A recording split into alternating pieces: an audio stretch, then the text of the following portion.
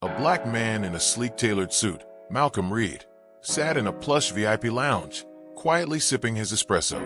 The gold trim of his membership card glinted on the table beside him. Attendants bustled around, smiling and catering to the white VIP guests. Except him. A white receptionist, arms folded tight, walked toward him with that forced, professional grin. "Sir, you'll need to leave. This seat is reserved for VIPs only." Malcolm calmly raised his brow, picking up his card and holding it out. "I am a VIP. Is there a problem?" She barely looked at the card. "No," she said with a smirk. "I meant a real VIP."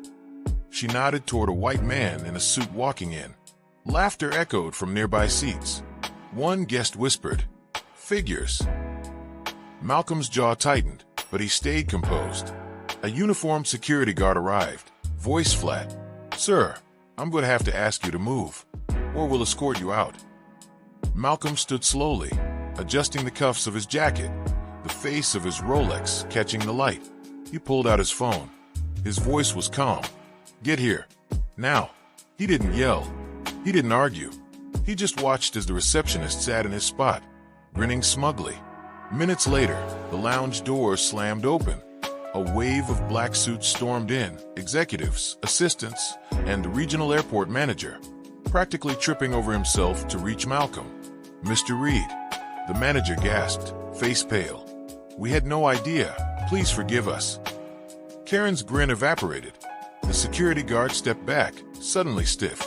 The white businessman tried to fade into the background.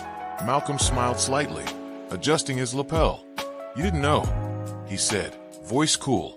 "Interesting, because I own this airline." The silence was deafening. Karen looked like she'd swallowed a brick. The security guard's face turned gray. The manager was already pleading.